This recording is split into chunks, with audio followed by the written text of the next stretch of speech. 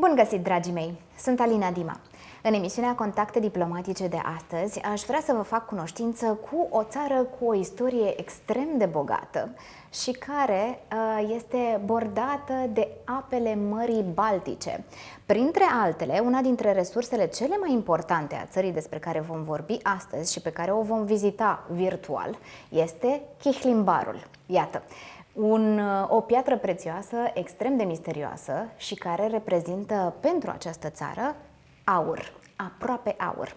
Vorbim astăzi despre Lituania și, desigur, așa cum v-am obișnuit deja, gazdă ne este excelența sa, doamna Violeta Motulaite, ambasadorul Republicii Lituania în România.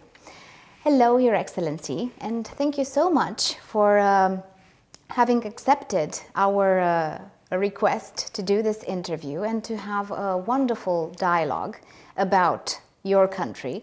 I am quite sure that our public and our viewers are going to find out, together with us today, a lot of precious information about your country. Hello, thank you. I would like to start our conversation today with what I believe might be the natural way of things in order to start knowing a little bit better Lithuania. So that would be the question regarding Lithuania's history, which is very rich in events. So maybe we can do an overview of the most important historical events in the country. Well, thank you very much for these kind words about Lithuania. And yes, Lithuania has very long history. First time in written sources it was mentioned in 1009. Grand Duchy of Lithuania was established in 13th century and lasted sometimes separately, sometimes in commonwealth with Poland, almost 500 years. Till the third partition in the end of 18th century, when Lithuania was annexed by Tsarist Russia. Then, after the First World War, Lithuanian state was re-established in 1918, but it survived only 22 years until the Second World War. In 1940, Lithuania was occupied by the Soviet Union. After that, as you know, Nazi Germany and back Soviet Union. And only in 1990, on March 11, Lithuanian independence was restored.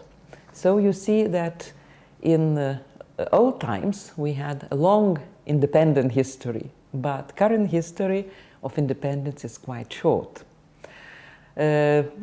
Soviet troops left, Russian troops actually left Lithuania in 1994, and then we started to feel really free. In 2004, we became members of NATO and European Union, where we are together now with Romania. From being a very large country in the Middle Ages, from the Baltic to the Black Sea, Lithuania now can be compared to the size of Republic of Moldova, maybe, with less than 3 million inhabitants. But it's a country with one important resource, apart from the amber that I mentioned earlier, and those are its people. And since we are passionate travelers and we like to find out more about our neighboring countries, and not also our neighbors, but to complete our knowledge and to enlarge our horizon by learning things about different cultures and different people, I would like to talk about now about the main attractions in Lithuania, and also maybe about the ones that are less known by the general public. Well, We have a lot of different sites and attractions in Lithuania for tourists to enjoy. Of course, first of all, if you will come by airplane, you will land in Vilnius, and it is a must to visit old city of Vilnius, old town of Vilnius. Old town of Vilnius is on the list of UNESCO heritage, and it is one of the biggest and well-preserved old towns in Eastern Europe.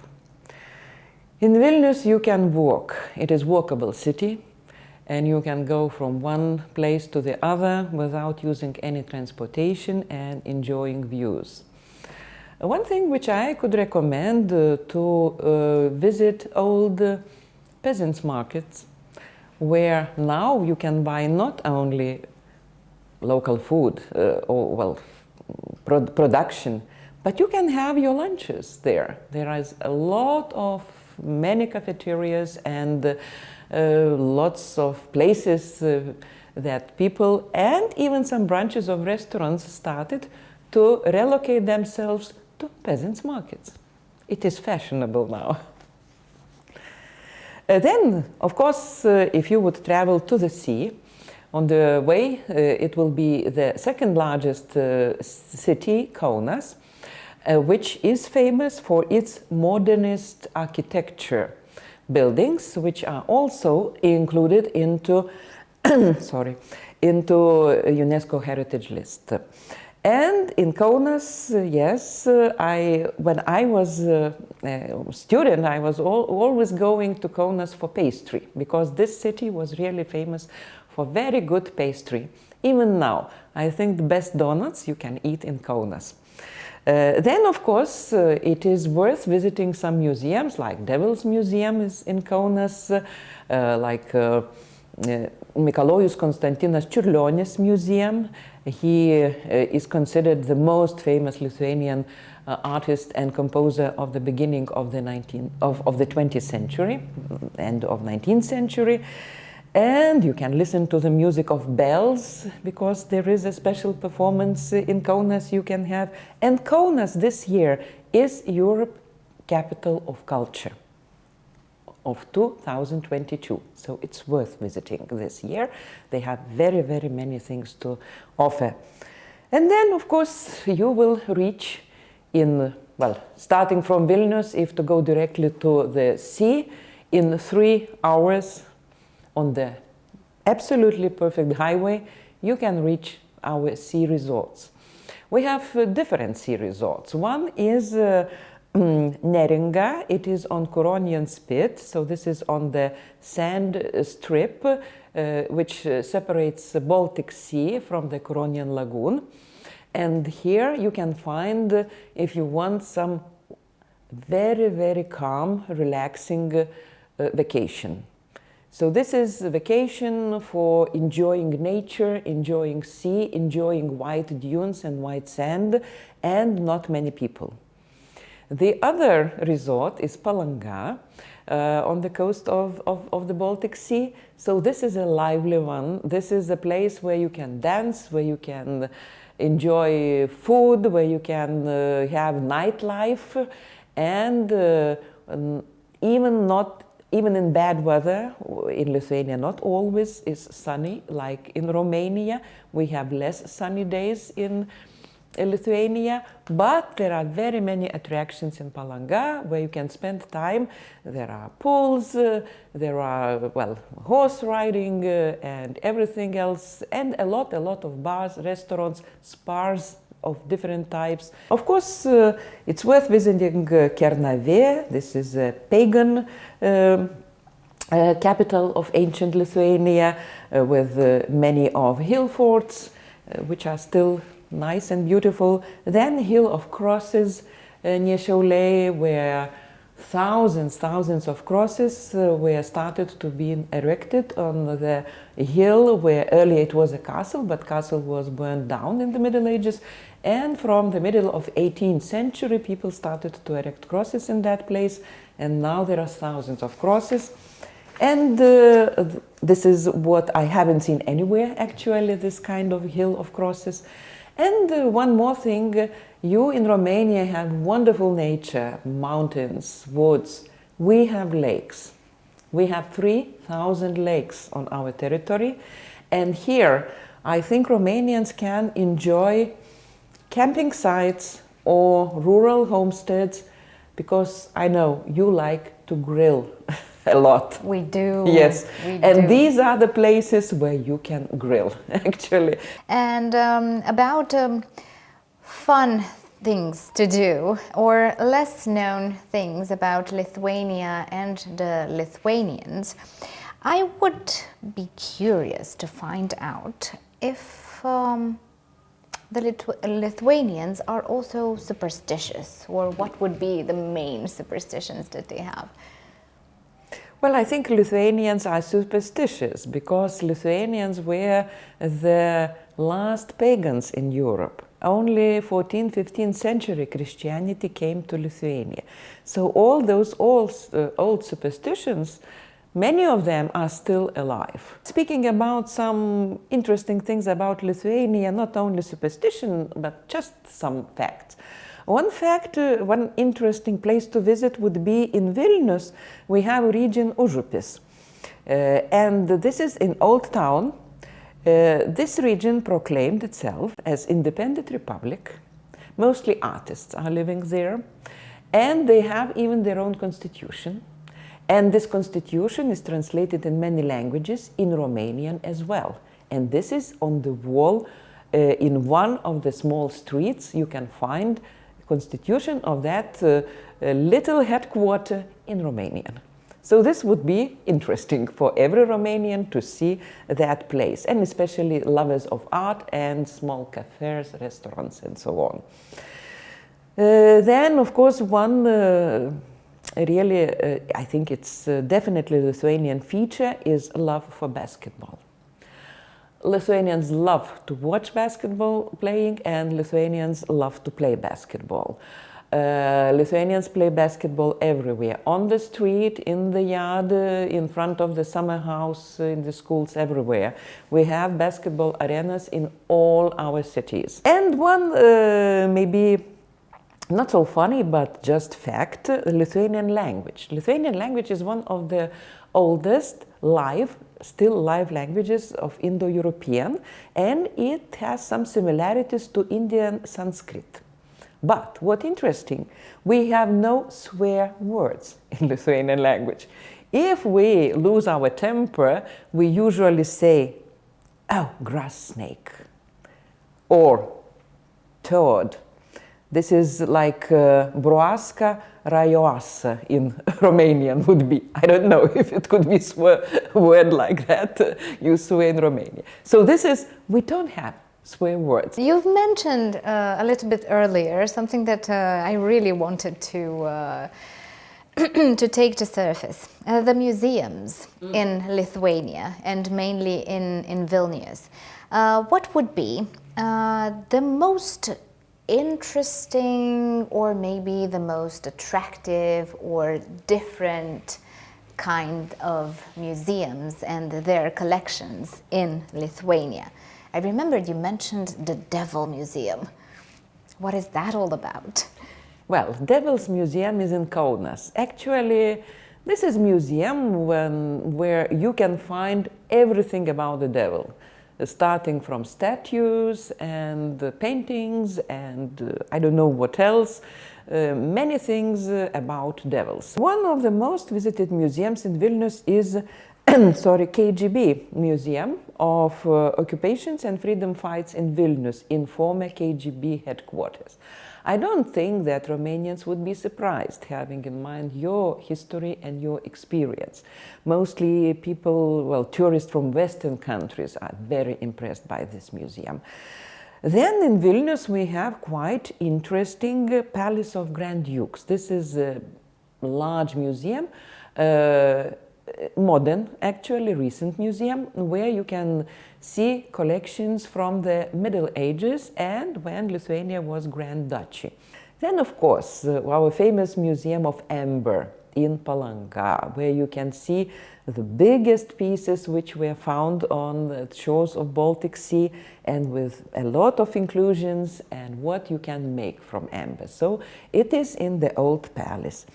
Then a very interesting museum, it's quite a modern museum, Vilnius Gaon Museum of Jewish Culture and History. Because in Lithuania, before the Second World War, we had very big Jewish population, especially in the cities. And now we have really good quality big museum. And from the museums, I would like to change a little bit the topic and discuss about something that you mentioned earlier, which is quite a curious information, that the Lithuanians were among the last pagans on the European continent. Therefore, I would like to ask about both the religious and the normal, like festivals throughout the year, and how do Lithuanians have fun? Well, we really have a lot of festivals, a lot, and sometimes some festivals are going at the same time in different towns, in different cities. The largest festival, which is really well known, is Songs Festival, which is usually take place once in 4 years. You can imagine choir of 20,000 singers singing at the same time the same song, or dance performed by 9,000 dancers at once. So this is a huge event. And then when we have the song festival, the whole Vilnius is like stage. Everything is on every street. And in spring, actually on the first weekend of spring, we have very big St. Casimir fair in Vilnius, where you can have anything you want, from the craft to the meals. All old city is fair at those 2-3 days. In summer, Midsummer Festival at St. John's Day on the 24th of June, when we have the shortest night. That night is almost only 4 hours. Other time is day. But during that night you can have you can explore some traditions, of course, of fire, having fires all around the country, and going to the woods to look for specific flower which legend says is only during that night. And during the autumn we have some jazz festivals and some theater festivals. But during the autumn not only festivals are important. Mushroom picking is, I think, the second sport in Lithuania after basketball. Everyone on, for example, Saturday early morning, it's dark, 5-6 o'clock, all cars, you would see cars going, I don't know how many kilometers, just one direction, to the woods. And every Lithuanian is picking mushrooms. And then, of course, winter comes. Then you can enjoy all kinds of spas, clubs, nightclubs. And Christmas Eve has very old and traditions where every family, every woman, I suppose in the family, prepare 12 meals. I am curious to know about the traditional dishes in Lithuania and the most representative recipes in local traditional gastronomy. Well, speaking about traditional gastronomy, Lithuania has mostly comfort food. This food is to feel you strong enough to walk in fields. So that's why this comfort food mostly consists of bread, potatoes, and meat. So these are components. Lithuanian dark rye bread is different from other breads, and Lithuanians who lives abroad for a longer time mostly Miss Lithuanian dark rye bread. The second, of course, the most popular and traditional meal is, as we call, didžkukuliai or cepelinai. So these are mashed potato dumplings with different fillings. It could be meat, it could be mushrooms, or cheese curd. Then, cheese curd. We can have it fried, we can have it fresh, we can have it smoked, we can have it dried. So cheese curd is also one of the main meals in Lithuania. And then potato pie, also mashed potatoes with some adding of some spices. We don't produce wine. Well, some wine from local berries you can find, but we have ancient traditions of brewery. We have beer, and this tradition started in 11th century already. So if you want to taste any kind of beer, please come and visit Lithuania, because we have a lot of breweries with excellent beer. Now, I would like to come back to Romania. After our travel throughout Lithuania, and I am curious to know, in your perception, if there are more similarities or maybe more differences between our two people. They are both. There are similarities and there are differences. Similarities may be hospitality. Both our nations and people in our countries are really hospitable. But the difference is that in Romania, your people are more, how to say, open, and you dance and we sing. So, on one hand, it's similarity. We both love music, but different expression. Then similarity is ecological tourism. Both Lithuania and Romania, we have it. Just in Lithuania, we have more lakes, more swamps. We don't have mountains. And both of us, we have archaic villages, which still are in place. And the big difference is that in Lithuania, you can cross it in 4 hours by car. In Romania, I think it would take 12 hours. So this is difference. What do you like most about Romania? Well, first of all, people. Of course, people. This hospitality, openness, hilarity, and gaiety, and this hospitality, especially in not in big cities. In big cities, everywhere people are more reserved, but in small towns, in villages, really I feel like at home and I feel very safe. So I like this about Romania very much. And then, of course, architecture of old towns in different parts of Romania, wildlife in mountains, also absolutely beautiful, monasteries, which you have in different parts, especially in the north part, but everywhere, monasteries and houses in villages. So these things which I really enjoy. Your Excellency, thank you so much once again for our beautiful and enjoyable conversation. And I am quite sure that even our audience is going to be enchanted by the stories that you told us about Lithuania. And I am quite sure that at least some of them are definitely going to add Lithuania on their travel list in the near future. Thank you very much and welcome to Lithuania.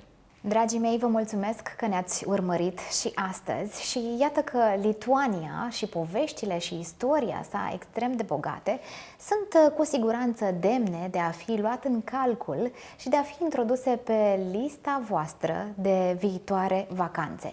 Pentru că, în definitiv, călătoriile sunt una dintre șansele noastre prin intermediul cărora să putem acumula cât mai multe cunoștințe și cât mai multe amintiri extrem de plăcute care să reziste pe toată durata vieții noastre.